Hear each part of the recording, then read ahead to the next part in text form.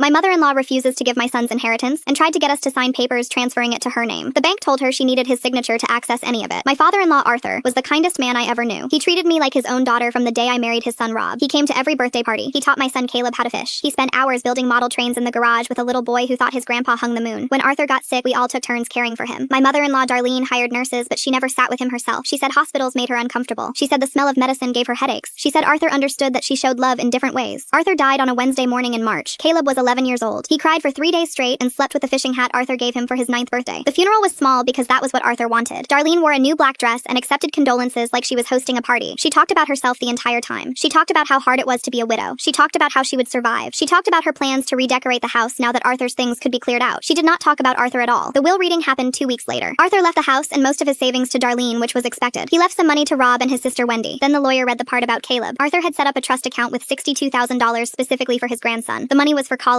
or a first home or whatever Caleb needed when he turned 18. Arthur had been putting money into this account since Caleb was born. He never told anyone. It was his gift to his grandson. Darlene's face changed when she heard the amount. She looked at the lawyer and asked why she was not told about this account. The lawyer said Arthur set it up independently and named Caleb as the sole beneficiary with Darlene listed as the custodian until Caleb reached 18. Darlene smiled then. She said of course that made sense. She said she would take good care of the money. She said Caleb was too young to understand finances anyway. I should have known right then that something was wrong. Darlene took control of the account immediately. She said she moved the money to a better bank with higher interest rates. She said she was investing it wisely so it would grow even more by the time Caleb needed it. Every time I asked for updates, she said everything was fine. Every time Rob asked for statements, she said he was being paranoid. She said Arthur trusted her to manage this, and we should trust her too. 3 years went by. Caleb turned 14. He started asking about the money his grandpa left him. He wanted to know how much there was. He wanted to know what he could use it for. He wanted to know if he could put some toward a summer baseball camp that cost $2,000. I called Darlene and asked if we could use part of the trust for the camp. Darlene said no. She said the money was for important things, not summer hobbies. I said Arthur would have wanted Caleb to enjoy his childhood. Darlene said Arthur was not here, and she was making the decisions now. She said I should be grateful she was protecting Caleb's future, instead of letting us waste it on camps and toys. Rob called her the next day and asked the same thing. Darlene told him to control his wife. She said I was greedy and always had been. She said she knew I only married Rob for his family's money. She said she would not let me get my hands on Caleb's inheritance too. Rob hung up on her. That was the first time he ever did that. We did not hear from Darlene for 2 months after that. Then she called out of nowhere and said she needed to meet with us about the trust. She said there were some changes that needed to be made. She said she found a better investment opportunity and needed our signatures on some paperwork. We met her at a coffee shop near her house. She had a folder full of documents. She slid them across the table and said we just needed to sign at the bottom of each page. Rob asked what we were signing. Darlene said it was just routine paperwork to transfer the funds to a new account.